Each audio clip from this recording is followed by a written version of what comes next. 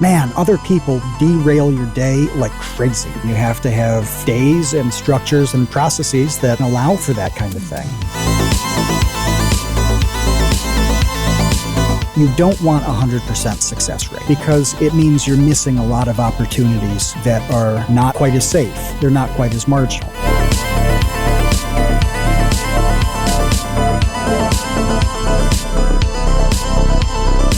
I think it might be important to make clear that you do need to work through those yellow days and even those red days that hardly will ever happen, to have that perfect rolling hills, grass green day.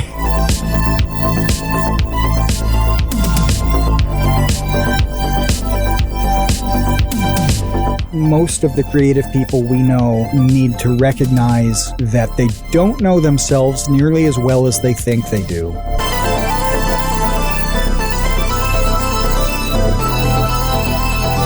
You can't just really sit around and wait for some muse to come like floating out of the ether. Like, you have to produce in the meanwhile.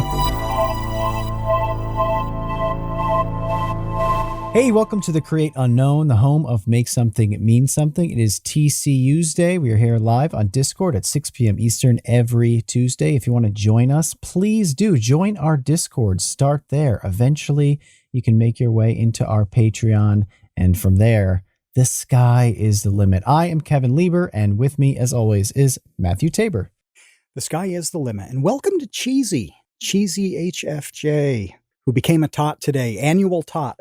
That's really a good thing. I need to do that on the Patreons that I subscribe to elsewhere. Just do the annual thing because I like them all. And it's always 2 months free, 20% off kind of thing. I'm just going to plunk it down. So it's like exactly $20 to be a tot for a year. Who wouldn't want to be a tot for a year? Or a cheesy tot, more specifically. I mean, that's just tot. Perfect. Yeah. Those are pretty delicious. You know, I worked at a chicken wing place for years that was tot exclusive, no fries. Eventually they got fries, but for a few years in the beginning, it was only tater tots. And there's something kind of, I don't know, nice about that. You know, you don't have the choice. It's like, you're going to eat our tots or you will have no potato side. If you don't like tots, you're just plain not welcome here. That should be the sign on the door. Yeah, it's an interesting litmus test. It is a little square. Would you rather test. Would you rather know a tot person or a fry person? That's what it comes down to. And I think that's an easy question. Yeah.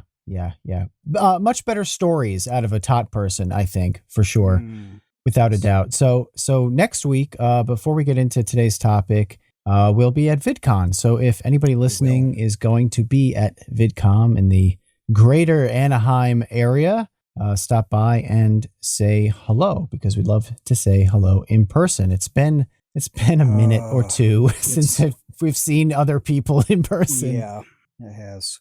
Yeah, I mean, the only people really within the YouTube community who we've seen in that time, Judner. You know, we saw him at the racing event a year ago. Yeah, a year ago. And before that, it really was, it was the VidCon that happened last, however many years ago it was. So hit us up on Twitter, on Discord, whatever it is, leave a comment in a video, anything. If you're going to be there, say something, because we're around pretty much that whole time. We don't, at this point, we've seen all the sites that Anaheim has to offer, haven't we?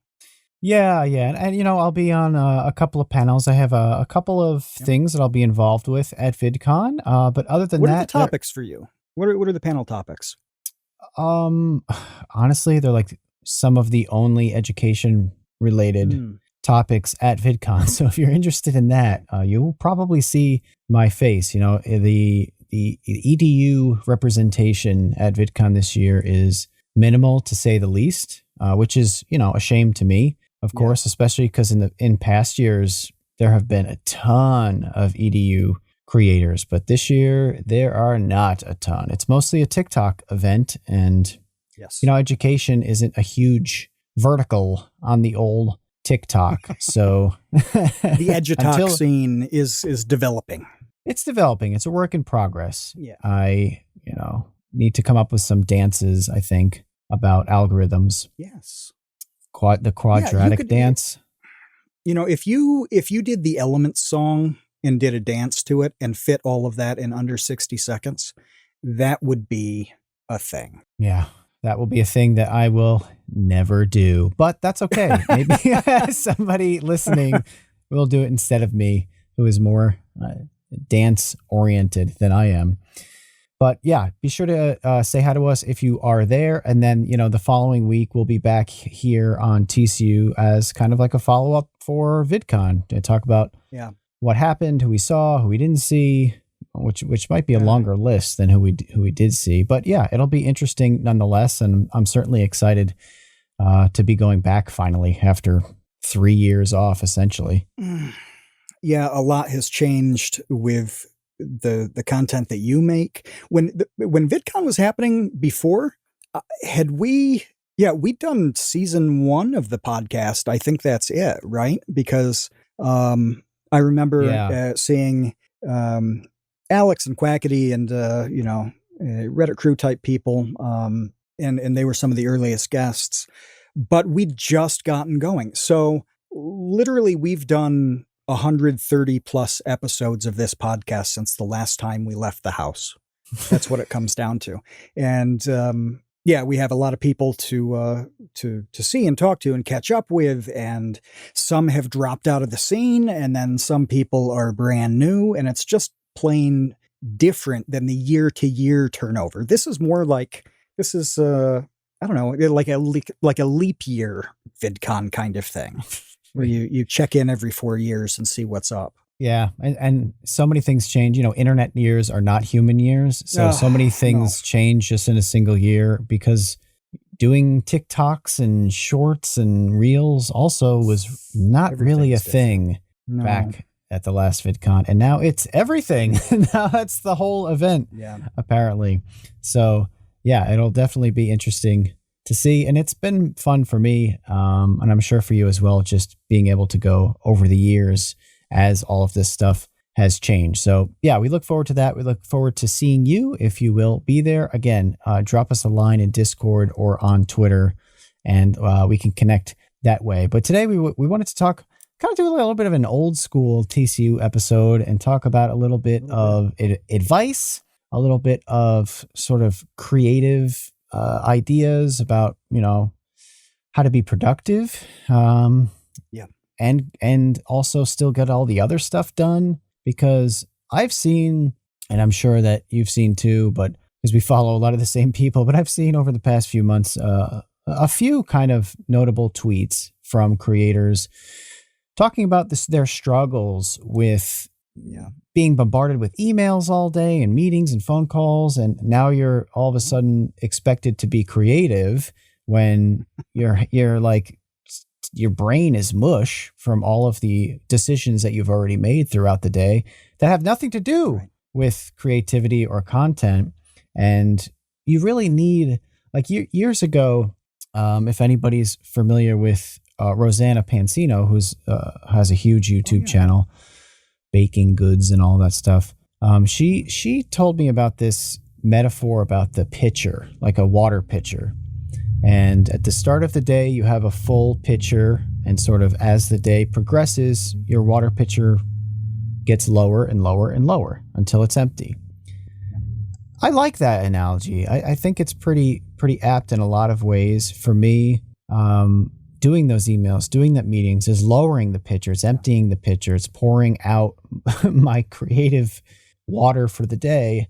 So then by the time 3 o'clock rolls around and you're supposed to create something, I really believe you need a full pitcher to maximize your creativity. It's not like an easy thing to do on a low pitcher setting. So I was just kind of wondering, what your thoughts are sort of on the pitcher analogy and sort of this topic in general. Yeah, I think there's actually even more to that metaphor than what you just described. So think of all the things that take water out of your pitcher. All right. It's pouring a big glass of water to drink. That's fine. That's the intended use, whatever. Maybe you're watering plants, whatever. This is part of the plan. That's okay. But you bump into the desk and it splashes and you spill, you lose some water. Your cat knocks something over. It spills. You lose some water. It evaporates during the day because it's a hot day and you lose some water. And all of these things that you never intended to be part of your day start taking away the water in that pitcher. So you've got the actual stuff you're doing that's like the drop at a time with an email like you're talking about. Then you have the things that you never could have seen coming. And all of it is taking away the water from that pitcher. You have to factor that in. You have to have days and structures and processes that are realistic and allow for that kind of thing. You have to accept that it's just not going to work some days. And if it's not going to work some days, you got to build that into the process. There's just a lot to it. So I wouldn't have thought of it as water in a pitcher, but I like it. I like what she said with that, and I like what you said with it. And the more you think about it, the more you pull on that thread, I think the more accurate it gets. The bumping into it is really interesting. I hadn't thought about that before because you're right. There are inevitably, I mean, some days are quiet, but most days are not. And what I mean by that is those unforeseen problems where all of a sudden something pops, whether it's in your family or with a pet, right, or something in your apartment or your house. Yeah. The heat breaks or your sink is clogged all of a sudden. Like whatever it is, there are an infinite number of things that will bump into your water pitcher and spill some of it out that it really does affect your ability overall to be productive. So like what sort of things can you think of that would help people build those guardrails, I guess, to keep more water in the pitcher throughout the day? There's one thing that I do want to mention before we talk about preserving the pitcher. Somebody just comes over to your desk and pours themselves a glass of water. Oh, yeah. Somebody just interrupting the absolute hell out of your day, whether it's on the phone or it's, coming up to you in person, just whatever. But other people are a massive wild card that not only can you not control or see coming, but when they do, they tend not to sip gently from the pitcher. They tend to guzzle, like when they come out of the desert and the water is going all down their chest and neck and everything. Like that's what's happening there. But that's a real consideration too, is just, man, other people derail your day like crazy. Yeah, just glug, glug, glug at your pitcher. Yeah, and you can't be rude and say no, you know? No, you really can't. Especially because there are varying degrees to why they might need that water and you have to provide it for them. But, regardless of the necessity of that, it still is going to impact you and your ability to get things done. So, and not for nothing, but I think that it has gotten harder to ignore those things as we've become so accessible with our phones and with all of the apps that we have, always on us, and everybody knows it's always on you. So if they need a thing and they're reaching out to you, you're expected to reply rather quickly because what else are you doing? You obviously are looking at your phone or it's, 10 feet away from you. Whereas I don't mean to get like old man shuts at cloud, but it was a very different thing when you didn't have a cell phone on you all the time and you just at work or whatever. Like when I was working in a restaurant, you couldn't call me. You weren't working. Yeah, exactly. Couldn't send me a message. No, I was at work. You were only dealing with anything when you were sitting down at that machine. There just wasn't any other conduit there. But there's a blend on all of this stuff that we're talking about too, because you do need to be responsive. You've got to be quick. And Kevin, that's something that how many times a day do we pride ourselves in being really fast at dealing with things? So like I'll send a reply to an email and then go into Slack and be like, 2-minute reply. I bet that's the fastest one they had all month. It's really good to do that. And being accessible makes that possible. I remember the night that I met Minnie Kudos and Tom Videoger. I was doing a panel in Australia. And this came up from the creator generation guys. And I said then, like, the first thing I do when I wake up is look at my phone and pop open email or Twitter or whatever it is, catch up, Slack. The last thing I do is that, and I'm on almost all of the time. And I love that. I loved it then. And most people kind of rolled their eyes. Nobody really wants to live like that. Well, you can do it in such a way that you enjoy these things. At the same time, you can't do that literally every single day of your life. You can't have every moment be working and accessible like that. Otherwise, if you're really serious about what you do, you will work every minute.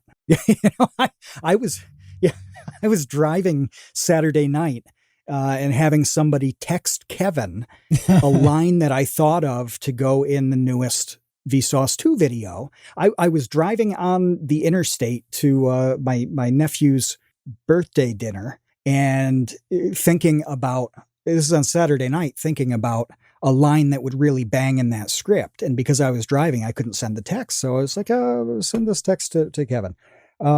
It's easy to do that and enjoy it, but it's easy to do that and ruin yourself. It's a really fine balance between that being fun and awesome and productive and just running you into the ground. Yeah. And I'm sitting there on Saturday getting the text, running back into my office, adjusting the script, adding the line, actually going back and forth a couple of times, getting the wording right with you. There's like even more to this than you illustrated. Yeah, because I kept driving too, and I'm like, oh, that can be worded in a better way. And then you came back with a version, and I remember thinking one word in that has to go, and then it's good. So we were basically collaborating on a single sentence with me in the car and Kevin getting surprised at home at 6:00 on Saturday. Right. So that I could be ready to shoot that video on Sunday, which is what happened. Yeah. Yep. Which is what we did. And the video was shot and now it's being edited and it'll come out next week. But that's kind of like what we do. But the thing that I wanted to mention a little bit that I think is important and interesting about this always being available thing is it is still new. Like obviously we've had cell phones for a long time. We've had smartphones at this point for a very long time. But I still think that we're totally in its infancy as far as how to work while being on call constantly by everyone. Yeah, well, I believe Do you think in general? It can extend to other industries as well if you're also just available all the time. You know, if you're a plumber and you're available all the time, it's probably going to derail. You're going to get your work done a lot slower. You could probably do less plumbing jobs each day if you're always responding to people on your phone. It just sucks away not only your literal time, but this pitcher analogy. It's draining that water. And I think that there has to be sort of a reckoning that occurs in which people have to recognize that maybe there has to be a conscious effort put into when do I respond to things? When do I not respond to things? And when am I in, the chamber of solitude and I'm just getting my work done? Because like, how good of a job are you going to do fixing those pipes for Mrs. McGillicuddy if you're just on your phone the whole time or every 15 minutes? Probably not good. You're not giving all of the attention that you really require to whatever you're trying to accomplish. Put down your can of Hyper Hydro Monster and your Crimson Berry White Claw. It's time to rethink the beverages in your life. We drink a tremendous amount of tea, working on videos, recording the podcast, but we don't drink normie NPC tea. We drink cultured and refined anime tea from the Dragon's Treasure. They've got a gunpowder green tea called Space Cowboy. If you've listened to this podcast before, you know why Kevin likes it. And I used to chew gunpowder green tea leaves when I played baseball in the 90s. I love the stuff. Dragonwell Z, Samurai Chai Plu, black teas, herbals. The Dragon's Treasure describes itself as a haven for anime and tea lovers for a reason. They've even got a tea called Uwu. It's got apple bits and cocoa nibs. It's crazy. I bought the 60 tea sampler pack as soon as I could. I wanted to try everything. It's that good.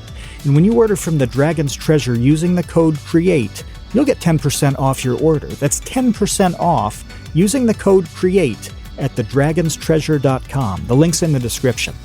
Look, find me another place that sells Russian caravan tea with a name like, "And then everything changed when the Fire Nation attacked." You can't.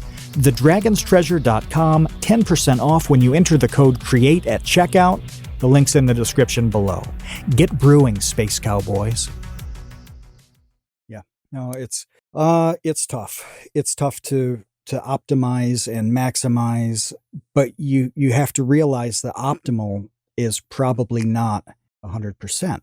And I think different jobs, different pursuits require a different balance. But there is going to be a balance. Have I talked about the base stealing analogy before? No, I don't think so. Okay. So this is a concept that I really love. If you look, this is a baseball analogy. You don't need to know baseball to get it. When you said bass, I thought bass guitar. I was like, what? Oh, no. Stealing a bass guitar have to do with anything? I can't wait to see where this goes. This is a base weight stealing analogy. We're going to kidnap him. Okay, so stolen base attempts in baseball. If you look at two guys, and one has a 100% success rate, every time he tries to steal a base, he steals that base. He is not an optimal base stealer. You don't want a 100% success rate. You just don't, because it means you're missing a lot of opportunities that are not quite as safe. They're not quite as marginal. Ideally, you want to succeed about 75% of the time. It means that you're taking every possible chance. Most of the time you're succeeding. Sometimes you're not, but you're not missing any chances to steal that base. And there's another way to put it too. Imagine if you go out to bars every weekend and you're a single person and you ask people out a lot. If 100% of the people you ask out say yes, you may be setting the bar a little too low. You know, you're not asking out anybody who's way out of your league. Right. Or if you are, you've pulled a miracle and they've said yes. But that's an easy way to understand it. That if everybody you ask out tells you no, then maybe you're asking out the wrong people. But if everybody says yes too, you're also kind of asking out the wrong people. And there's a balance on this sort of thing that applies to being accessible, being distracted, using things like the phone. If you're always doing it, you're probably doing it wrong. If you're never doing it, you're doing it wrong too. And whatever that percentage is, wherever the slider fits best, it's going to depend on you and your personality and your lifestyle and your circumstances and the particular pursuit. But that slider has to be somewhere optimal, you know, and you got to figure out where that is. And you do have to experiment a bit to find out what works, what's going to burn you out, what makes you bored. You know, there are just a lot of ways that slider can be off, but eventually you figure out where it's set. Mine is set a little bit better now than that Australia panel. I wasn't far off then. I wasn't far off at all. But as I've gotten older and my energy levels have changed and my mind has changed a little bit, I've had to tweak that slider. So I'm glad that I recognized that it was a thing to do, you know, that this is something I need to evaluate periodically. And also, Kevin, you've been fantastically helpful in giving suggestions, giving that analysis, because a lot of the time when things are suboptimal, you yourself can't see it or you don't know how to fix it. And having somebody tell you this is different than 6 months ago, or you got to fix problem A instead of problem B. So change things up. That is really useful and has helped me get that slider to the right point faster. Yeah, I think that's sort of what I was hoping to communicate with this episode, is that like people shouldn't be afraid to take a step back and reevaluate their workflow. Yeah. Reevaluate, like because we've all hit those walls where we feel like we're overwhelmed or we're overworked or we're overstressed. And all of those things are true. I'm sure you are. I'm sure that's valid. And you're not freaking out for no reason. But I do think that there are opportunities to potentially make changes that will help alleviate some of that. Because sometimes the difference between freaking out, overwhelmed, and being in cruise control and being good, it's not a big gap. It can be like a 5% tweak between like hair splitting insanity and everything under control. It's not like this gigantic gap where you have 2 things to do or you have 1,000 things to do. It's like you have 20 things to do, but then that like 21st thing it's just the straw that broke the camel's back sort of thing. It topples everything, and sort of avoiding that is really all you're trying to figure out. Between your body, your mind, and whatever creative thing you're doing, it's kind of like a car. It's incredibly complex. There are so many things happening at once, and some of them are chemical, and some are mechanical, and some are physical, and there's just a lot. And think about a car. If something is off by the tiniest degree, your car is shaking as you're driving it and the wheels come off down the highway. It's not like it's off by very much at all. It could be a 32nd of an inch on a thing where something is just a little too tight or a little too loose, and the whole system feels the effects of that. And, you're calling AAA by the end of the day. That 20 to 21st thing on your docket, like, that's reality. It's not so much can I do 20 or 200. It's what makes this whole system start to jiggle. There's another metaphor, which is baseball, but it's not. There's a book called Heads Up Baseball, which is the Bible for the mental game of playing that sport.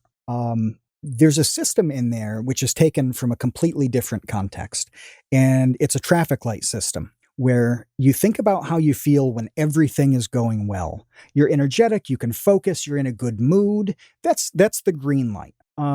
When you start to get annoyed at things or uncomfortable, or you're not energetic because you didn't eat or sleep well, there are some warning signs that things aren't great, but they're not terrible. They're not awful. That's the yellow light. And then when things go very, very badly, it's red light time.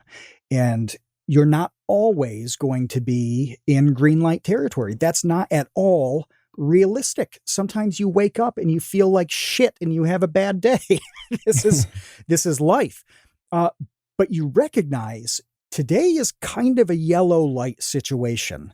What do I do to make sure it doesn't go into red? And that mindset is fantastically useful with creative work. Being able to recognize and getting in the habit too of thinking about, again, how you feel, how your mind is going, what you're producing, and evaluating that, being self-reflective in that way. When you get in the habit of that, then you see the yellow light stuff before it happens. You see when you start to slip out of the green light. You know when you can't avoid a red light time, and you can maybe quit that day or remove yourself from the situation, or not make that phone call because it's going to go badly, or write that email tomorrow because you're not going to word it in a bad way. There are all of these things that you just accept that they're part of the process. That was one of the more useful things that I've ever come across in terms of the career that I do. It was amazing because I was editing that book. That's how I read it. I'd never thought of a system like that. I'd never come across it in any other context. And as I am reading this by people who really know, Ken Ravizza was the psychology guy for the Chicago Cubs, and the year later they won the World Series for the first time in 30,000 years. His mental game stuff was a really big part of that team's focus. So I'm reading through this and thinking about how it applies to all sorts of things. And it has been very comforting to know that it's okay to go yellow, and even going red is going to happen sometimes. This is just the way it works. And that you can get a handle on it before it gets worse, and make the best of it. You can have a yellow day that it's not a green, but hey, it's not a red, and you pulled some good productivity out of it. And it's like that with working on video scripts, where some days, you can sit down and read 300 pages of material and write 500, 600, 700 really good words. And then there are days where you struggle to find the relevance in anything you're reading, and pump out a paragraph. Well, hey, a paragraph is better than nothing. It's better than screwing up. It's a good paragraph is better than a bad page. So yeah, that whole system of green, yellow, red, really, really amazing. And if you're putting through all the things that Kevin has mentioned through any kind of self-reflective system, you're just going to be better off.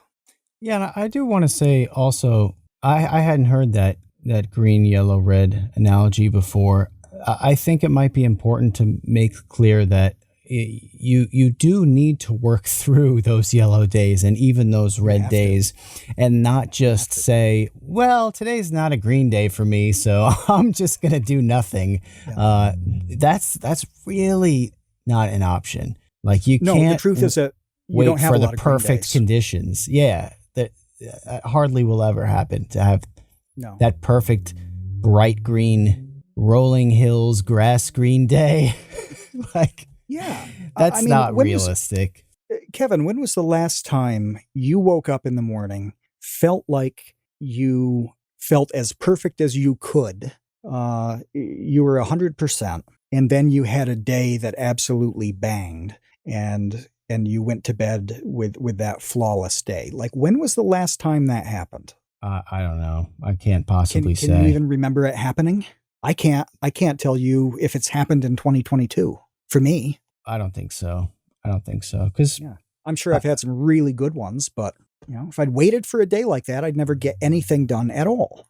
Yeah, that's the point that I was trying to make. Yeah, it can't be used as an excuse to just not engage at all, because it's not a green light day. So I would like to go through at least some potentially practical and helpful suggestions for people, knowing full well that obviously everybody's tolerance for multitasking is different. Everybody's ideal work scenario is different. Look, one of the most stark differences to me that I just find funny, because it's so polar, is that creative people either need a really, really clean and organized environment to work in, or a totally disastrous, messy, chaos. Like explosion of chaos environment to work in.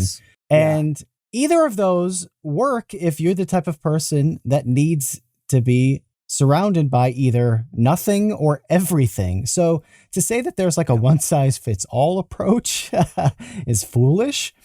However, I do think that there may be some, like, a shotgun style approach of like different ideas or tactics that maybe, you could pick and choose from and apply differently. And if only one of them really works, again, it could be that 5% that pulls you out of the red and keeps you locked into yellow while you work. One of the things I'll just start for me is to turn off notifications on my phone. So my phone makes no noise ever. It's always on silent.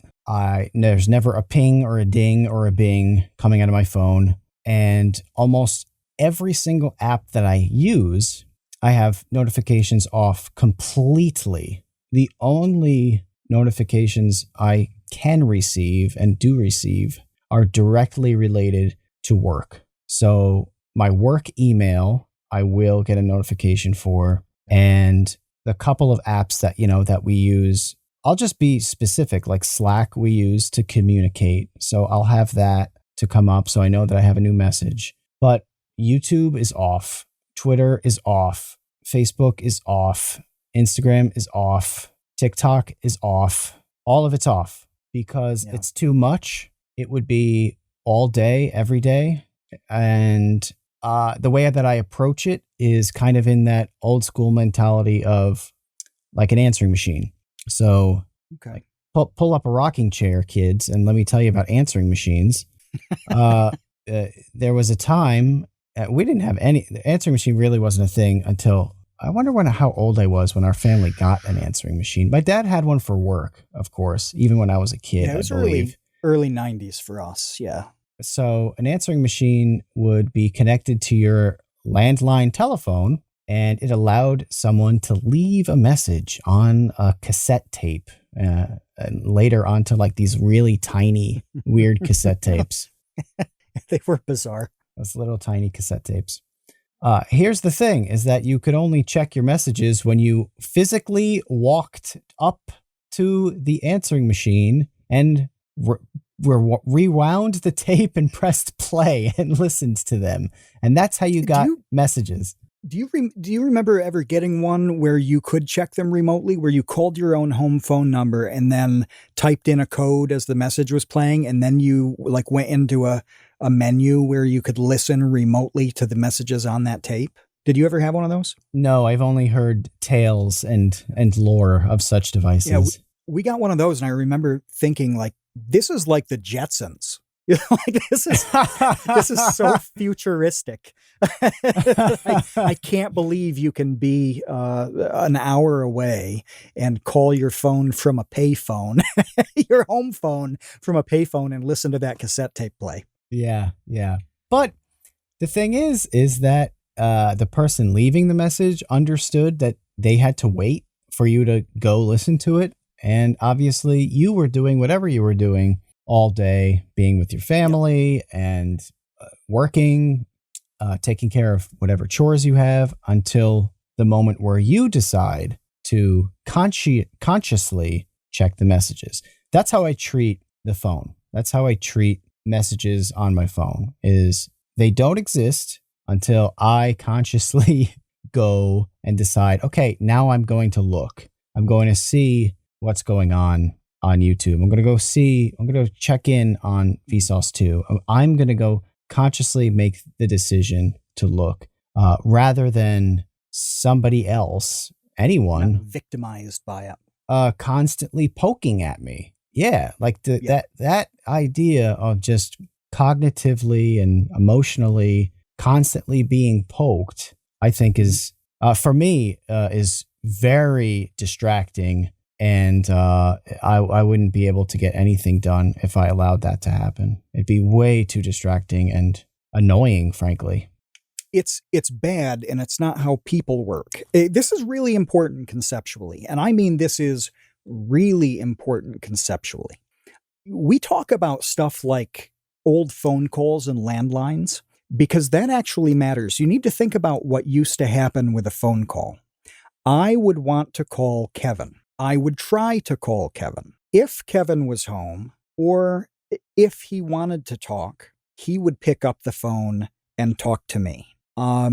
Caller ID was a big deal when the little caller ID boxes came because it meant that receiver of a call could decide in that moment whether they consented to having a conversation with that specific person. If they wanted to do this, they picked up the phone.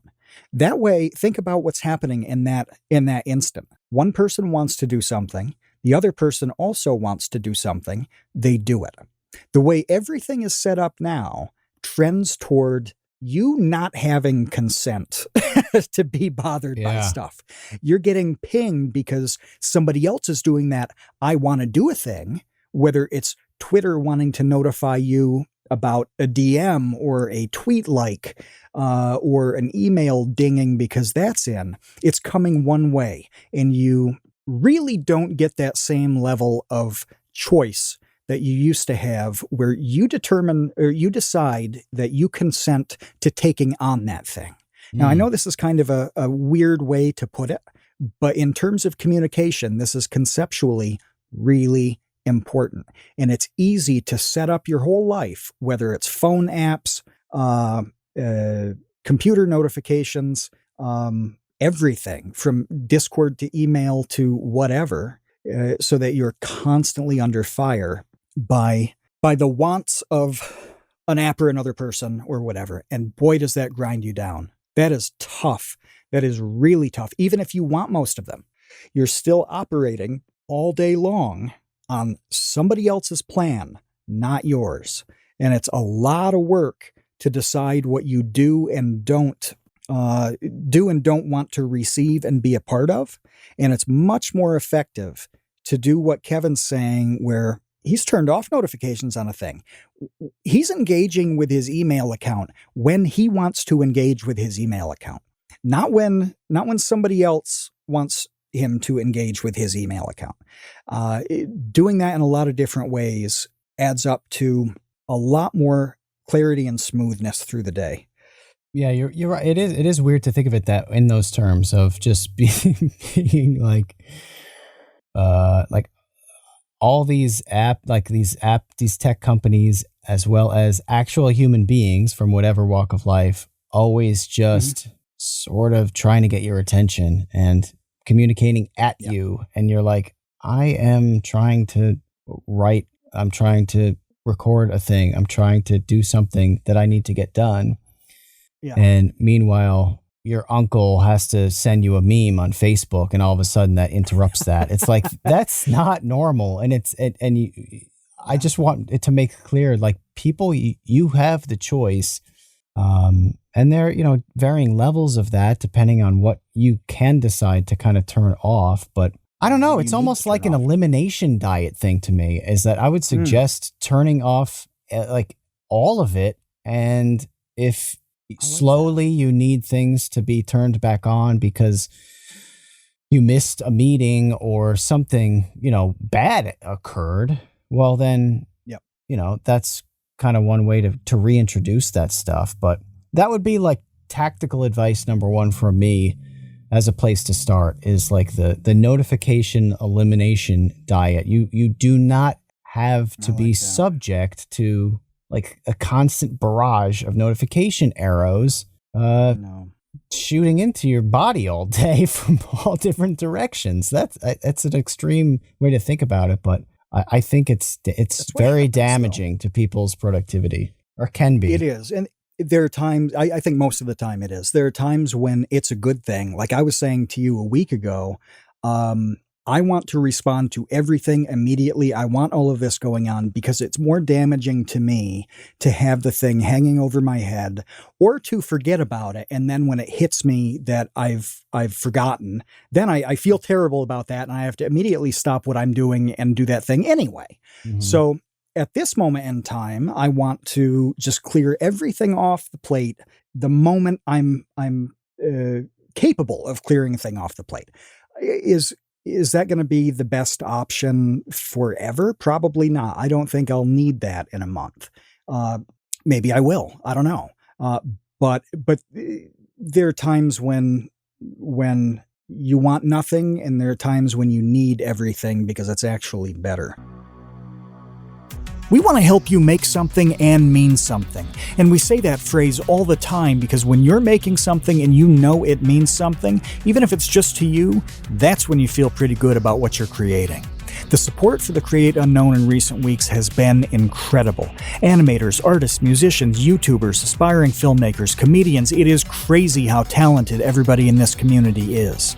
Consider joining the Create Unknown Patreon. Every dollar that comes through goes straight into the podcast and its community. That means more highlights videos. It means a big Minecraft project that's on the way. And eventually we'd like to manufacture custom piss bottles so you never have to leave your battle station. And being a patron unlocks participation in all of our live recordings. You've seen the roster of guests we've had. Having access to their minds is a unique opportunity. You can go to patreon.com/thecreateunknown or click the link that's in the description. Every little bit helps, and your support means absolutely everything to us. Patreon.com/thecreateunknown, links in the description. We appreciate you, Space Cowboys. But my question here is, what is unique about creative work with all the stuff that we're talking about? What What is unique on the creative side that people who do the things everybody in this community does, whether it's base weight with music, whether Minty is pumping out escape room reviews, just all the people we've got doing things, streaming as well, with people like Laterment. Yeah. What's different there that wouldn't apply to, I want to say, a normal job? I mean, not that there is one, but just something that isn't 100% mind work, which the creative stuff pretty much is. Well, that is the difference. Is that 100% mind work? You really have to have your space, for lack of a better word. You have to have your fortress of solitude time. You have to have kind of no distractions, or just as minimal number of distractions as you can possibly facilitate, because it's such a personal and internal and introspective endeavor that when I was cooking chicken wings on a line, that was like autopilot. I could do that job without thinking at all. We would just have great conversations and kind of jerk around during work, because it's almost like driving a car where you're not even thinking about it. I mean, anyone who drives can think of a million times in which all of a sudden they notice they went through 3 traffic lights and didn't remember whether or not they were green because you just are on autopilot. And you can do that when you drive. You just space out and let some other part of your brain kicks in and takes over, and you don't crash the car. You're perfectly fine. Now, I think a lot of jobs the chicken wing like that. Yeah, the chicken wing line. I was thinking back to the traffic light metaphor. I imagine that your chicken wing productivity was pretty much the same whether you were having a green, yellow, or red day, because that job allowed you to have a tremendous range of quality with your mind and everything else happening. It's not to say that it's easy. It's not to say that it's low skill. It's not like that at all. It's just a different type of thing where all of that stuff we were talking about doesn't affect the result nearly as much as sitting down and writing music, for example. So sorry to derail you. I just wanted to say, I think that's the difference in classes with these things. Whereas with the creative thing, man, if you're having a bad day, it destroys you. It obliterates you. Imagine you fry 2 chicken wings in 90 minutes and the owner comes back and asks, Kevin, what's wrong? And you say, yeah, I'm just having a really bad day. That's not going to fly. That's bullshit. Your day's about to get worse because you're fired. It is. You're about to have a lot more free time to think about wings.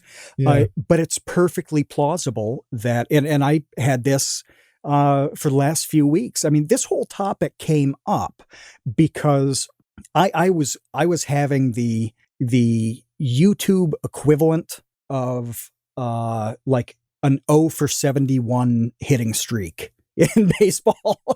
I was just, my production was just terrible, and I was flailing with that stuff. That can happen with creative work. It's not plausible that you'd fry 2 chicken wings in an hour. It is plausible that you can stare at Google Docs for 3 hours and not write anything. It works differently. That is absolutely realistic. And maybe it's 3 days, and maybe it's 3 weeks. And it's a different thing than your English teacher in 10th grade talking about writer's block.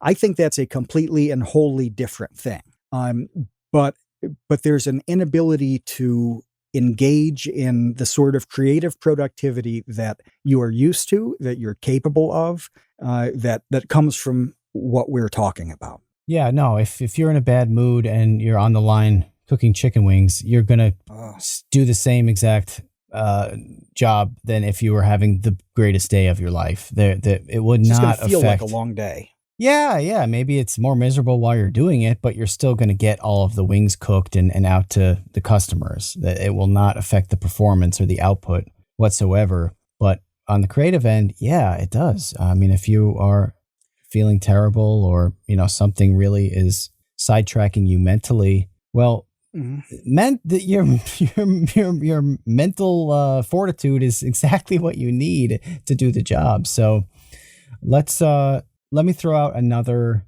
idea for people, and that it's something that I actually did today. So I have had a very busy week this week. I had a very busy week last week, and I have a very busy week next week. It's just getting so much worse, but it's all good stuff. But it's all good stuff, but it's a lot. So there's a lot happening. And so what I decided to do today was to consolidate all of them. This is going to sound annoying to people who don't have meetings, but maybe there is some other aspect of your life in which you can do this. For me, it was meetings. I had all these meetings that I had to do this week, and rather than pepper them out throughout the week, I essentially what's called block shooting in like video in production. I just decided to get them all done in one day. So rather than do like one meeting each day that would interrupt the stuff that I need to get done, I just smashed them all. I moved them around so that there was just one block, one like 4-hour block of meetings. Yep. And that's what today was all about. It was like I got administrative and email and some other, upload stuff done in the morning. Then I had the 4 hours of meetings. And now the rest of my week, Wednesday, Thursday, and Friday, are clear of meetings.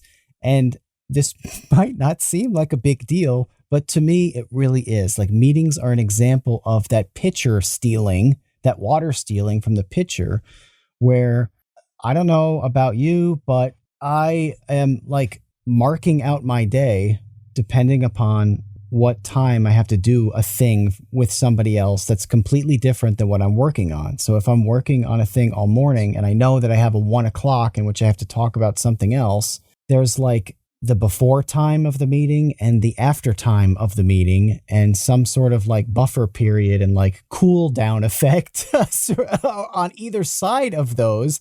And I know that sounds absurd, but that's just how it is for me. There's like a ramp up to the meeting and then like a ramping down after the meeting. And it could be the most innocuous meeting ever. That's not like cognitively demanding, but it's just having to meet with someone, talk about a thing. And now I have to kind of re-engage. It's like you're on a bicycle and you have to get off the bike and go like jump rope. And then you're expected to just hop back up on the bike and keep going from leaving off where you left off, starting again from where you left off. It can be hard to do that. You know what's way better? Just staying on the bike all day. Yeah. And it's a lot more productive. I bet you can ride a lot further if you just stayed on the bike all day. So yeah. I don't know if that's helpful to other people who don't have those types of like scheduled interruptions, but consider if you do have the ability to move sort of scheduled interruptions. Maybe it's like appointments. And maybe there's a way in which you get all of your appointments done in one day. Maybe you like weekly have these appointments on like a Tuesday and a Friday. Well, what if they were both on Friday and now you have Monday, Tuesday, Wednesday, Thursday clear from appointments, and you know that that one day is the day you do your meetings or your appointments or whatever it is, your class that you go to. I don't know, but I'm suggesting that there's a way to consider reworking your schedule and what you're committing to on like a weekly basis, to free up sort of the road, to clear the road for you to be creative. Because having a clear road, I think, is really important and underestimated when it comes to getting productive work done creatively. It is. And to do everything that you just said, you have to pay attention to yourself and be honest with yourself to a degree that very few people, number one, try to do, and number two, are good at doing when they do it. We are pretty deep into careers, we're basically 20 years in to doing real things of one kind or another. We're used to this. By this point that you know what you need to do to feel best about a thing. The block scheduling is not overwhelming to you. You can look at it and say, this is going to be a slog. However, this is way better than the alternative of me spreading it all out. For somebody else, it might be the opposite. But the trick here is you knowing that you looking at that and knowing what's going to fit you, and also having the experience both ways. You've done enough stuff so that you can look back and say, yeah, I hated that.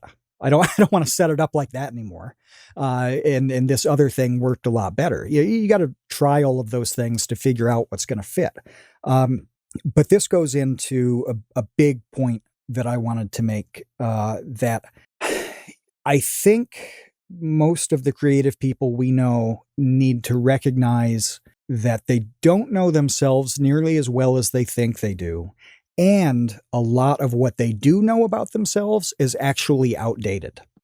I would say to think back to high school for this, for anybody, because if you think,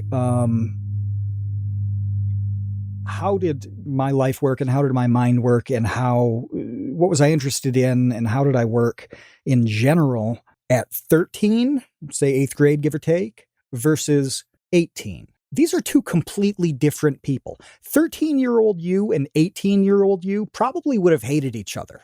You were just fundamentally different over a 5-year period. Well, guess what? The same thing happens between 35 and 40. It happens in different ways, but there's a massive foundational difference that happens over time. Sometimes that foundation crumbles, sometimes it gets stronger. But the point is that it's different. And think again to high school. Was there a difference in you between your junior year, or if you're not in the US, whatever your second to last year was, and your last year? Almost certainly you were experiencing different emotions. You were psychologically different. You had different levels of maturity and experience. Everything was different there. And that's a 12-month period. I don't think junior you would have hated senior you, but you probably wouldn't have been best friends. And that's 12 months. So you may have 100,000 YouTube subscribers, or 10, and you started making videos 2 or 3 years ago. It's really easy to think that you know yourself and that you are in a really established groove with who you are and how you do things, and that you are the same as 2 or 3 years ago. Chances are it's not even close. Even if most of it is, critical elements of it will be very, very different for all sorts of reasons. They can be physical and health related. They can be mental. They can be just your interests. I was talking earlier today to Baseweight, who, again, we've referenced him 100 times over the last few years. He makes music, and he's very, very good at synthwave. He was talking today about how, despite pumping out great synth tracks, he's not as excited about doing it as he was 2 years ago. He likes more challenging stuff. He was saying house music, for example, is just more layered and complex in a way that synthwave isn't. That's not a long period of time. 2 years is absolutely nothing. I have food. I have a tremendous amount of food that's older than yeah. That's 2 years. That's another discussion though. And that's your own problem, man. But it's an eternity creatively and with your workflow and who you are. And you've got to recognize that. We know people who are our age or older who, and I wish we could be super specific here, but we can't. But anybody listening is going to know creators or artists that they've been watching for a long time who show what I'm about to say, where they've been doing a thing one way for so long that they've become not quite burned out, but just not as good at it. They're not as good. They don't like it as much. It doesn't come off the same way. And I think it would be the same if Baseweight spends the next 28 years making synthwave music. Well, that's an inappropriate fit after a little bit of time. I don't know why. I don't know his mind. I don't know his life to the degree that I could diagnose it. But for whatever reason, that is there. And the smart thing to do is what he did today, saying, I don't enjoy this as much. I enjoy this other thing more. I'm going to make changes to move in that direction. It's you changing your content a few times and evolving there, which we've talked about in depth on a lot of different occasions. If you were pumping out Mind Blow episode number 591 this week, you wouldn't be talking about sipping from the water pitcher. You'd be talking about the bleach pitcher. You'd want to end it all. And we know a lot of people who have done that. And I'm sure we will run into some of them at VidCon where you and I talk privately after the fact and just feel like, oh man, their career hasn't weathered well over the last few years. And it's in large part because people don't take that self-reflective step where they admit that even 2021 them is very different from 2022 them, and think about what's going to make them happier, what's going to make them more productive. And I'm comfortable saying this because, again, this is exactly what I have been going through for the last couple months. For a laundry list of reasons, the process that I've had that I did extremely successfully for about 15 years is gone. Out the window, worthless, cannot do it that way anymore. It happens. And if I'd continued to try to force that, I just would have gotten nowhere. I never would have snapped back into actual productivity. And I knew it was happening. I mean, obviously, when you're not producing, you know it and you feel like shit. You hate your life. Especially when you've been highly productive for a long time and very efficient. When that's gone, oh, you notice it. You notice it big time. And when your identity is meshed with what you do, like the way mine is, you pretty much feel terrible about waking up in the morning. You also just had an honest conversation with me. It was like, hey, this is very different than 4 months ago. I forget what it was, but something is different here. What can you/we do to snap out of that, to address whatever has changed? And we did that and got back on track. And I've, I'm not at the peak performance of my life, but I'm not running behind anymore. And I've clawed back the progress that I lost. And I don't, feel terrible about my days now. Some are better than others, but I'm not staring at Google Docs for 3 hours either. You've got to do this. It's going to be different. And this wasn't a year ago. This was 3-4 months ago where this stuff kicked in for me, and it wasn't even a problem until probably 2 months ago. So even when it began, it was still fine. But that's just a really short interval of time.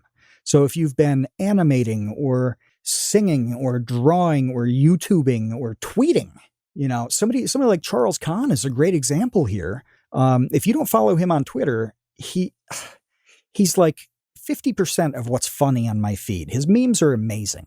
I love his feed.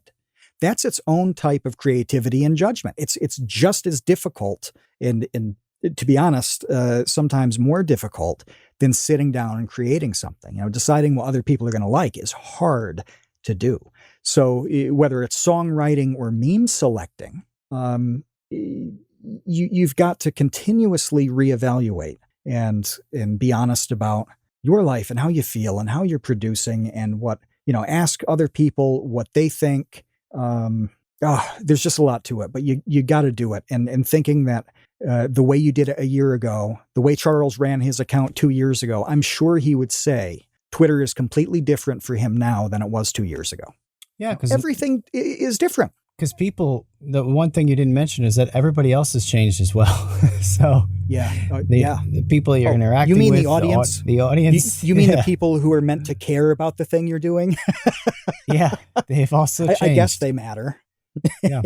So everything is always in motion. And for the most part, I was really hoping, and I think that we got there. I hope that this is in some ways helpful to anyone who is feeling like they're in a red light state all the time, or like always on, the orangey side of yellow. And just to recognize that it's highly possible that there are steps that you can take to I don't want to say change your life as if it's some like Tony Robbins thing, because it's not really that. I think it's Right. way more like utilitarian than that. It's More not normal, about yeah. like, self-affirmation. It's more like, well, just change Right. your schedule, or are you doing are you more Right. productive in the morning? Are you more productive at night? If you're more productive Yeah. at night, then don't schedule a bunch of crap to do at night. Allow yourself to be free to be productive at night and get all the crap that you have to do that you hate doing done in the morning. It's really, I think, kind of pragmatic. They're like pragmatic answers, I think, to what may feel like insurmountable, like a problem without a solution. Because I think that that's how it can feel to people. It's like, well, I don't know what to do about this. And the answer might be way simpler and easier to implement than you could even imagine. Yes. Yeah. And something popped up as you were talking about that, because it's right on my screen. I happen to have a program open where I talk to people on it, and the rare opportunity, I'm going to throw somebody under the bus, because I do believe that the bus of progress, the wheels on that bus, the axles are greased with the liquid remains of YouTubers. So I'm going to throw one under the bus by name. That's grisly. No, so the liquid remains of YouTubers. Jeez. Because this isn't a big deal, which is why I'm happy to say it. So I was talking to John Swan about a video that he's working on. He was showing me the thumbnail and the title, which the thumbnail is hot. The thumbnail bangs. The title is very, very good. It's awesome. And at the end of that, he said, I come up with the best ideas when I'm sleep deprived. I saw that and I believe him.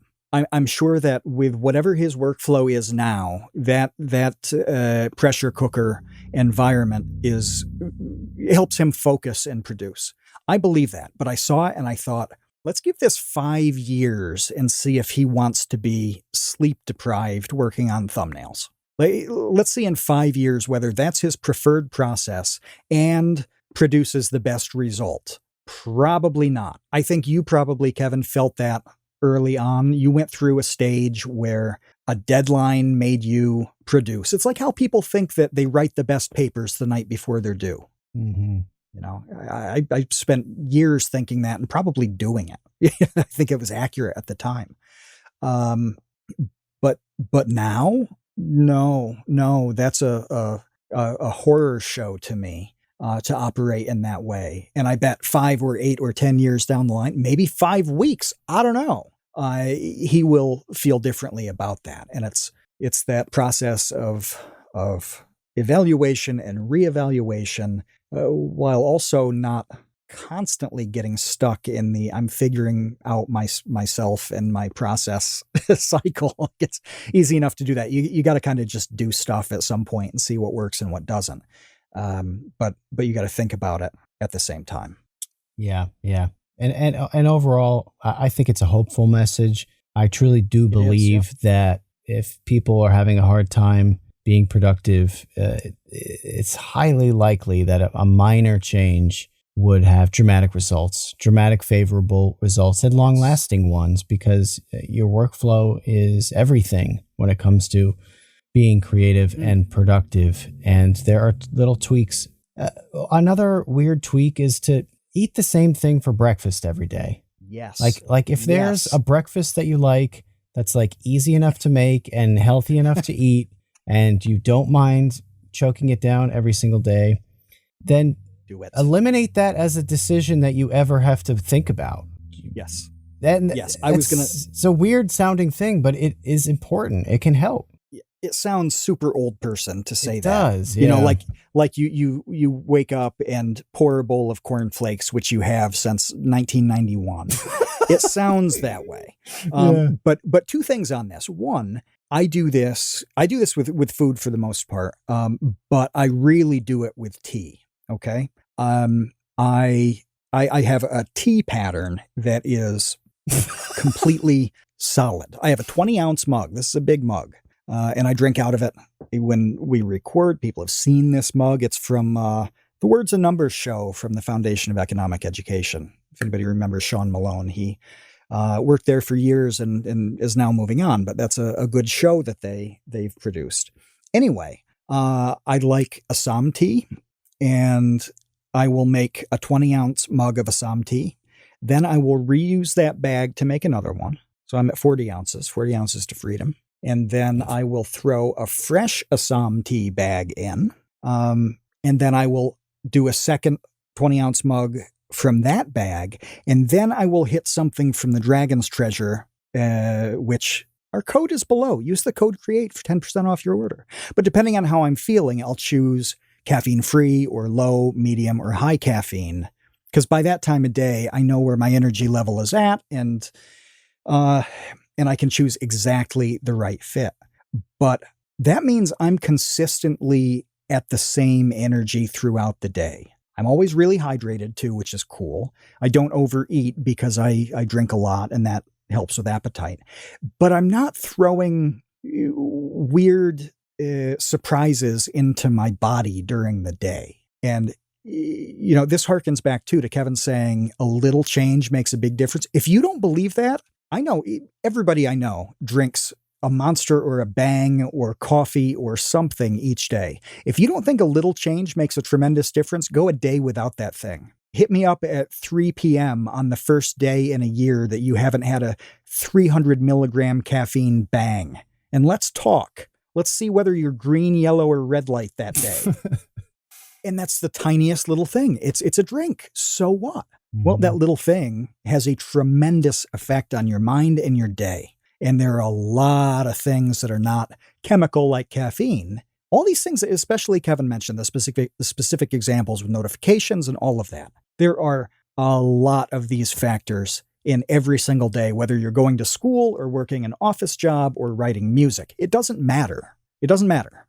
Even on the wing line, your productivity may not change a whole ton, but I'm sure there are some days where you were, I don't know, badly hungover or something, and we're at a high risk of jamming your hand in the fryer.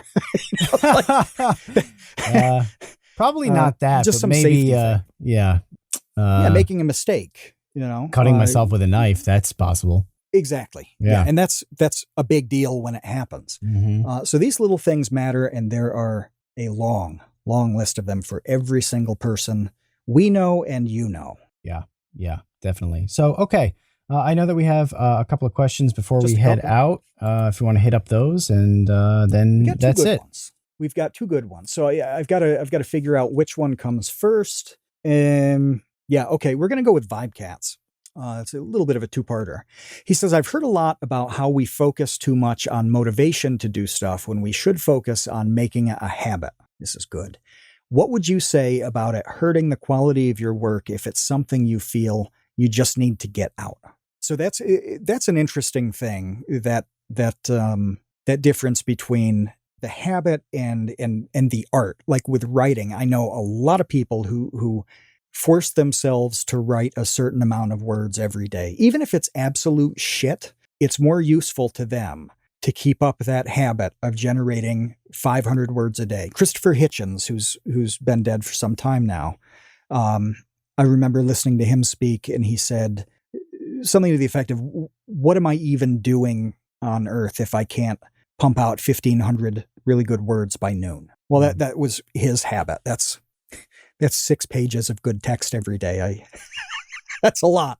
But I think it's a valid question. That's how do you do that? How do you balance a healthy habit with making sure what you're producing is good? I don't know if there's a clear answer for that. I think that they're probably it sort of goes back to a little bit what I was trying to allude to about not waiting for those green light days, because you can't just really sit around and wait for some muse to come like floating out of the ether to inspire you to create your art. Like, as far as I'm concerned, that can happen, but you can't sit around and wait for that to happen. Like, you have to produce in the meanwhile, because I don't think that habit prevents those moments of sheer inspiration. It's not like one or the other as far as that's concerned. Like, I don't think developing good habits will make good art not manifest when it's ready to manifest. And it's really hard to talk about that without sounding kind of hippy dippy, but No, but that is the way it is. Like, sometimes you just, a lightning bolt like strikes you on the top of the head and you create a thing you're super happy with and other people like. And most of the time that's not going to happen. So I think in the meanwhile, while you're waiting for the lightning bolt, there are just skills and muscles to work that are involved in the creative process that don't get worked and don't get developed if you're ignoring them and just waiting for the perfect moment. Mm-hmm. I think that's an important thing to understand and to accept. On top of that, things are going to get worse by the day in your life. All of you are going to age. Yeah. And I was thinking, Kevin, as you were talking, do I know anybody or do you know anybody who would say, 35 is way easier than 18? Do you know anybody who would say that and mean it? I can't imagine. I can't imagine that. No. I can't. Guess what? Being young is awesome and very easy, even if it doesn't feel that way. Everything is going to get harder. And so you have to think about these things because stuff is going to get more complex and more difficult as you traverse the years. 25 is generally harder than 20. 30 is harder than 25. This is how it goes. And it's not like it's miserable. It's just more complex. It's harder to make the changes. It's harder to develop habits.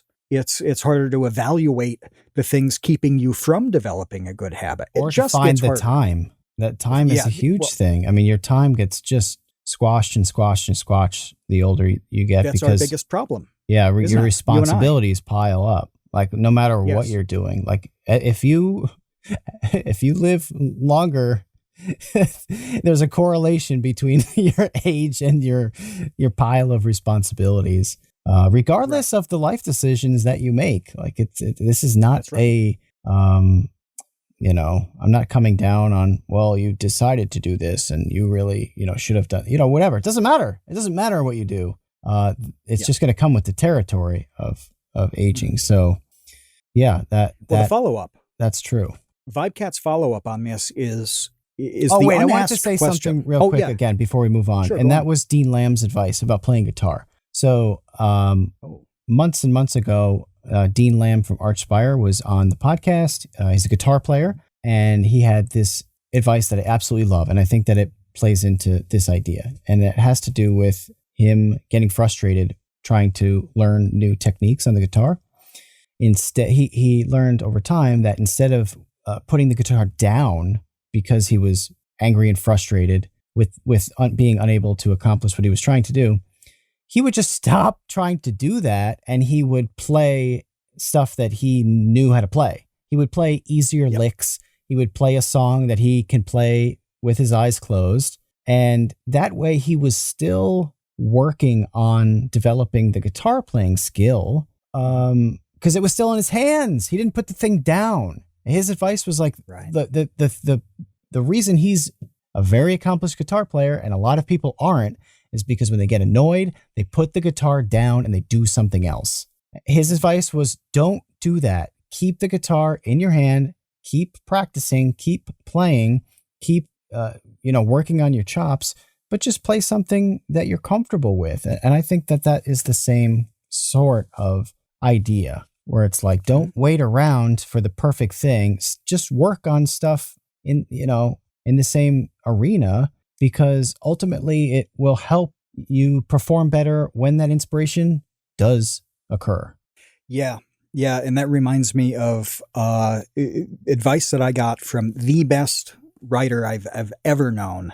One of those guys who wasn't famous himself, but who all the famous people respected. Who are the musicians like that?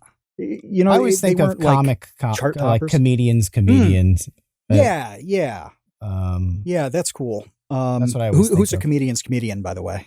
Who's an example of that? I don't know modern comedians that well. when I was super into comedy, probably 20 years ago, the comedians would have been like Mark Maron or like Andy Kindler, maybe. People who didn't have public success. But, Mark Maron has had huge success since then. He has that podcast that was really successful, and he's had a TV show. Yeah. But back in the day, he was considered a comedian's comedian. It was like a comedian that everybody really liked within the scene, but didn't have like a big audience or following. Well, this guy was the writer's writer, and he said it's so tempting to finish writing, like in a session, a night, whatever it is, you're done. But you're so happy with yourself when you finish writing a chapter or a page or a scene. You complete that and get up from the desk and you're just thrilled. You've just done something. It's like, no, don't do that. Don't do that. What you need to do is almost get there. And you get to a point where tomorrow, when you sit back down, the first thing you do is finish that because you've already thought about it. It's going well. It's flowing well. And that allows you to sit down and just start writing something good. It's much harder to finish, do a great job, and then sit down the next day and be like, okay, now what? Right. you have to start something. It's like this is sort of like a warm-up that you're giving yourself that's really easy. It's that low-hanging fruit like Dean Lamb talks about.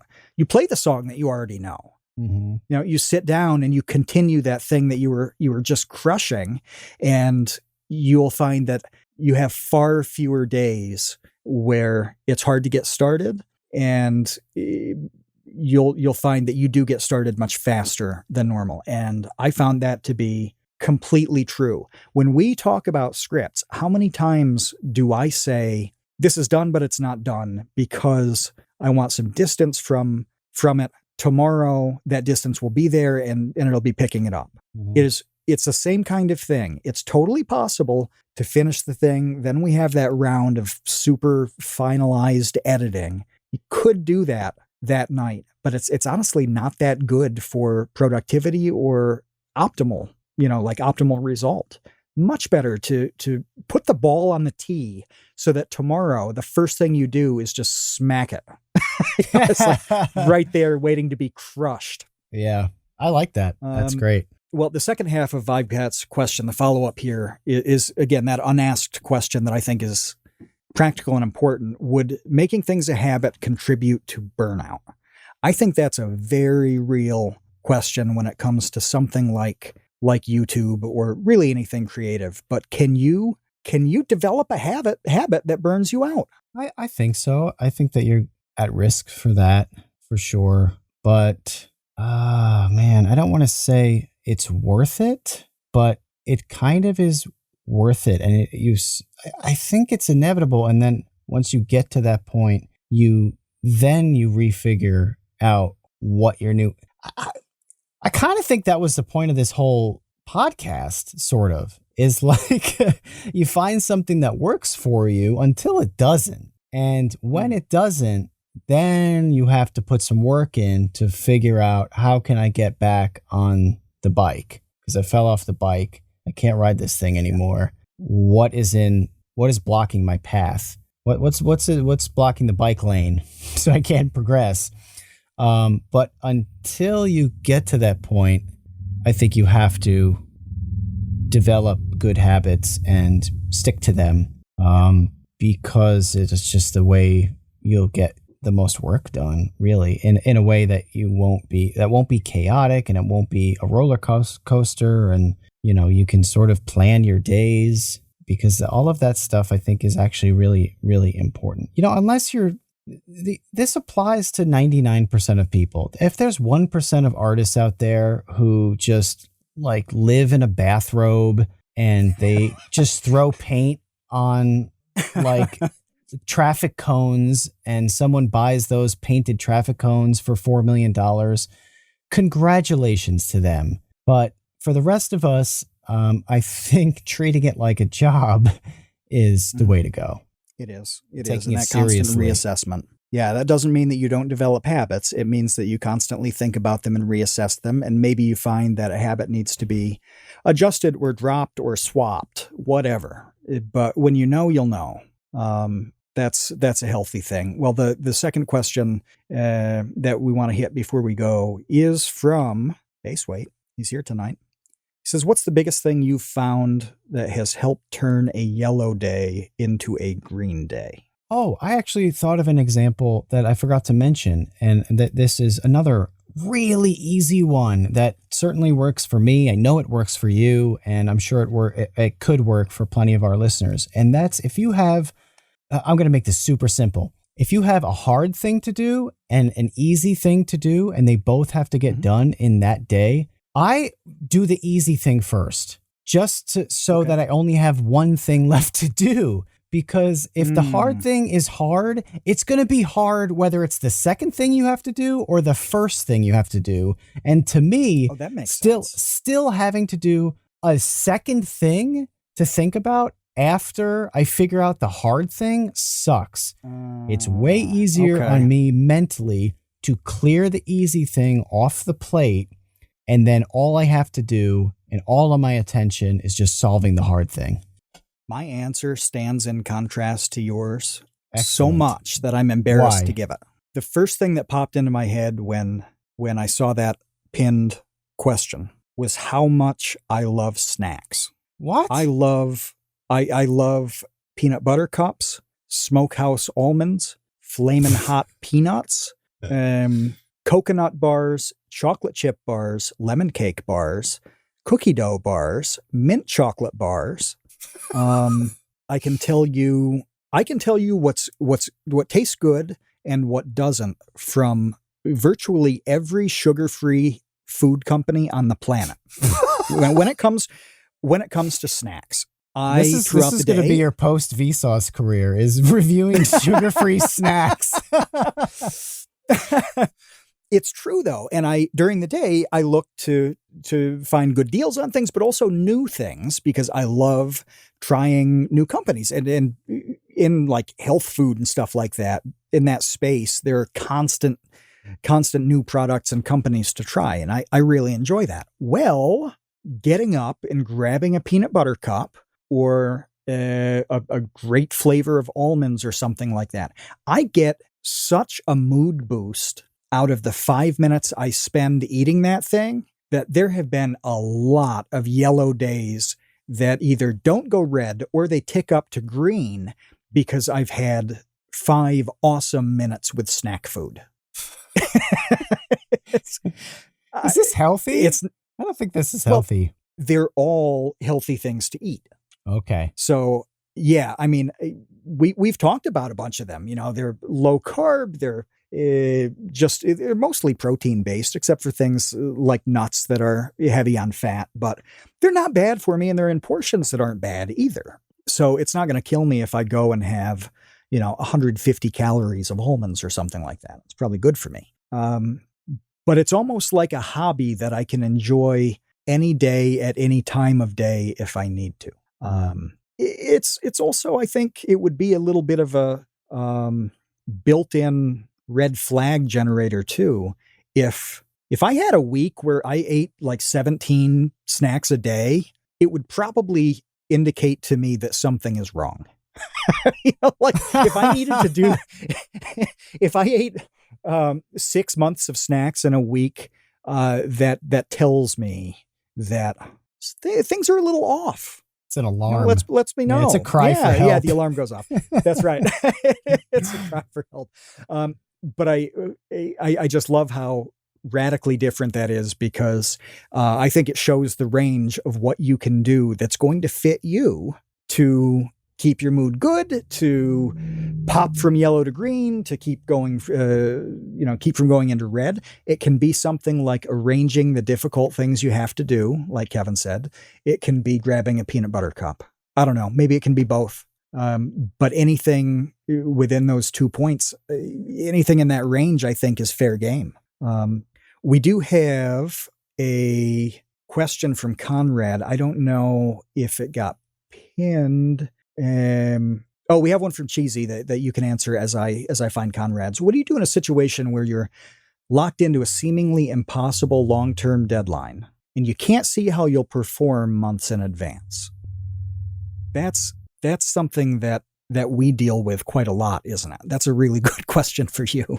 Yeah. No, that is a very good question. I think it just makes it all the more important to sort of continually reevaluate how you're getting things done, and again, and I don't mean to pass this off as being like, well, everybody's different, but look, everybody's different. And I'll tell you another really quick story. And like Jake from Vsauce 3 and I are super different in the way that we work. So I am very deliberate about how I work. So I'll just give you an example. Years ago, when I had to do this talk for TEDx in Vienna, I had that talk done months in advance.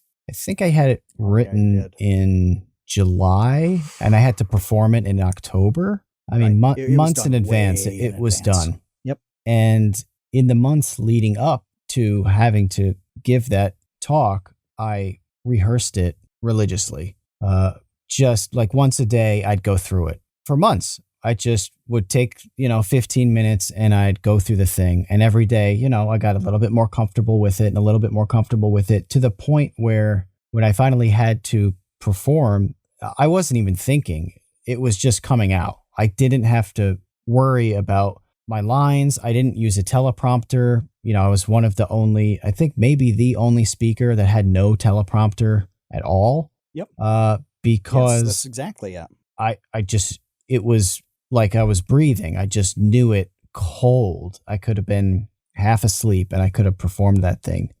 Conversely, Jake hopped on a plane to Vienna without having written anything, without even barely an idea of what. I don't even know if he had the topic. Maybe he had a loose idea of what his topic was going to be. But he was literally in the air on the way there, figuring out his talk. Yeah, it stresses me out to some degree to hear this.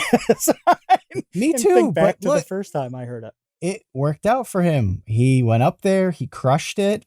It turned out really well, and that works for him. That would never, ever, ever, ever work for me. So everybody truly is different on this stuff. So it's hard to give blanket advice, other than I think that being really honest about yourself and critical of yourself is the best advice I think possible. And also just considering that small changes could make a big difference. Those two things, no matter who you are, I think are applicable. Yeah. And I love that both your talk and his were very good.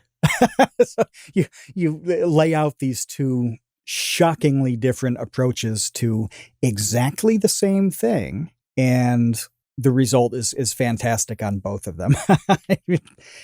It's almost hard to believe that it could work out that way, but it did. But yeah, if you tried to wing it, no. I think would have been bad. I think that would have been bad. Yeah. Yeah. Last little thing. Conrad threw a line in the episode chat that I seized on because I'm taking it more seriously than even he did. But he says, how do I stop only being creative when I'm trying to fall asleep or when I'm super busy at work? That's a real thing. That's absolutely a real thing, is having the gears whirring at inappropriate times. And then when you do have time to do something, you sit down to do whatever it is, and there's just crickets, tumbleweeds between your ears. Is it possible to corral creativity to an appropriate time and away from an inappropriate time? Not away from when you're falling asleep. So here, let's start here. You're just stuck with that? Why are you so creative when you're trying to fall asleep? Let's consider the reasons. Here's an idea: because you don't have any other input. There's no sound. I mean, even if you have a white noise machine, that doesn't count. You're not watching anything. Your eyes are closed. You're not listening to anything. Presumably, I know some people will listen to music to try to fall asleep. But the point is, you have very low input compared to the rest of your day. So your mind is free to wander, and that's why you're being creative in that moment. So the question then becomes, how can you recreate having a free mind at 4 o'clock in the afternoon or at 7 p.m. after dinner? Well, you have to shut off the input. Stop watching TV. Get off your phone. Don't watch YouTube. Like, all of those things are sapping your brain's ability to wander and distracting you. I know I've said this before. So I have a couple of methods that I've used. They're both probably weird. But one is lay down on the floor with my face down. If I yeah, that's weird. I remember. Yeah, but it works. Didn't you film some things with that? Yeah. I forget what you filmed. Was it the earliest TikTok you ever did? Something, you were on the floor for something short. We were like surrounded by books. I forget what it was, but it was bizarre. And I remember us talking about sitting on the floor playing Nintendo, like way back in the day. And there were people who sat normally, and then the ones that were like on the floor 2 feet away from the TV. I think there are two camps of people there. Yeah, you do the floor thing, which is bizarre. Yeah, it's weird, but it works, because what are you doing? You are eliminating any distraction. So when you're on the floor, staring at the floor, you are just watching your thoughts, because there's no screen, there's no phone. Put your phone away, put it on silent. Another thing that's worked for me is to walk around outside and just kind of pace around outside. Because again, you're getting away from your comfort zones, you're getting away from your bed, you're getting away from your couch, you're getting away from your desk, getting away from the refrigerator. No. You're getting away from distractions. There's nothing else to do if you're just walking around your backyard. Oh, hard disagree. Hard disagree. Well, you can't disagree. I mean, this works for me. I do disagree. No, you can say that it doesn't work for you. That's fine. This is one of those splits, because when I go outside, all I see is labor to be done. Everything I look at is shit to do. And I may not have the time to do it. I may not have the equipment to do it. It's just task after task when I go outside. So, yeah, that's not the same for me, because I'm literally like walking around a theme park of work, where instead of rides being fun, they just destroy my days and my body. But I believe it's yes. Well, if you don't have that disorder like you do, then this may work for you. Because look, it could be whatever. It could be, here's another thing. Why are shower thoughts called shower thoughts? This is the same principle. It's because you're in the shower, you're not distracted by anything. You're on autopilot, just washing your hair and your body. So your mind is free to wander. And that's why there's a whole genre of weird, quote unquote, weird thoughts called shower thoughts. Mm-hmm. It's because you are eliminating the input. That's an example of everything that we've talked about, isn't it? Like a concrete example that literally everybody knows, that when you create the conditions that allow you to think, then you do it. And that's the shower. You eliminate all of the things that would interrupt that process. And so you have shower thoughts. Right. Oh, that's a really good example. Yeah. What I'm saying is that you can probably also do other things other than take a shower, because how many showers a day? Like you shouldn't take like 3-hour creative shower sessions. Yeah.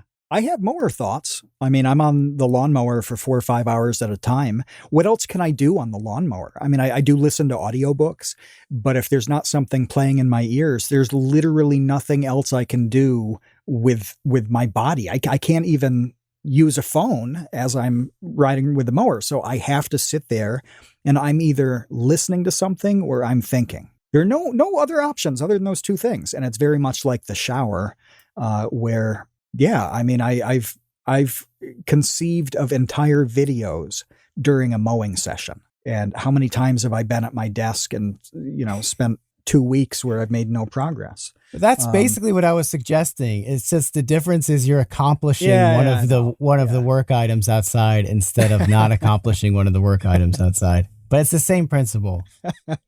But you're relieved of your madness if you get to mow. You're relieved of your outdoor goal madness, and you're free to think. Well, Vidcon asked a question real quick about having like a little notepad journal type thing, whatever, to put those nighttime thoughts into, whatever. I just wanted to say my phone is amazing for that reason.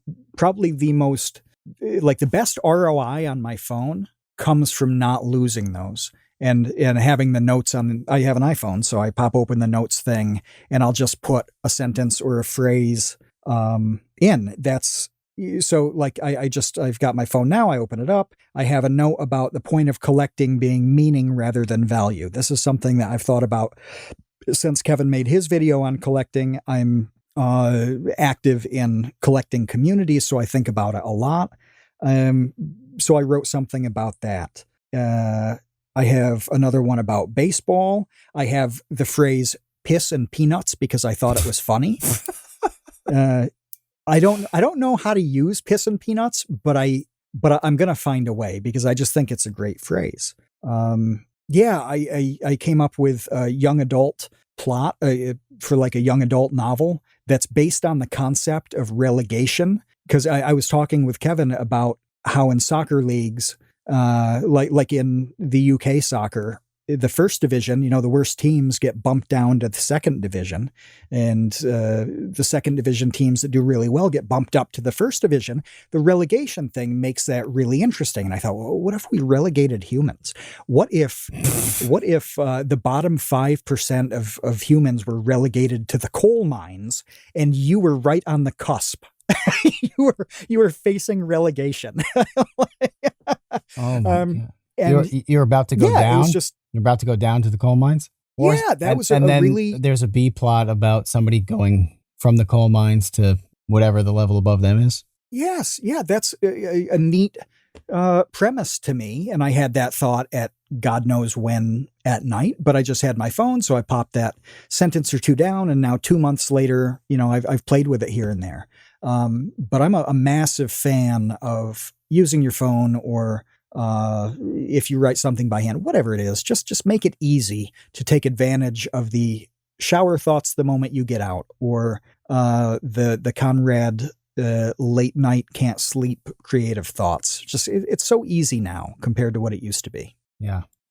There are a lot of opportunities for it, and I hope that this was kind of a helpful discussion from couple of old fogies who have had a lot of years to think about these sort of things, but they're no matter what stage you're at, I think that they're useful, creative or otherwise in some capacity. So that's it for us this week. We are going to VidCon next week. So again, if you were there, let us know, pop in the Discord, or hit us up on Twitter, so we can say hey while we're there. When we come back, we'll be doing a wrap up about all things that happened there. And, otherwise, have a healthy and safe June. So we won't be around next week is the point of this part of the episode, is that traveling begins. Will not be here. No TCU's Day next week. But no. Again, thanks to Cheesy for becoming an annual tot. We love our patrons. Yes. They make this show happen, literally. So if you want to become a patron, just go to patreon.com/thecreateunknown. We have many different tiers, and they're all good. Well respected and loved. And if you're not ready to jump into the Patreon, but you're a Discord person, then join our Discord. It's very friendly and full of creatives. So you will like it here. All right. We are out of here. Healthy, safe travels to us all. And talk to you in a couple weeks. We'll see you, Space Cowboys.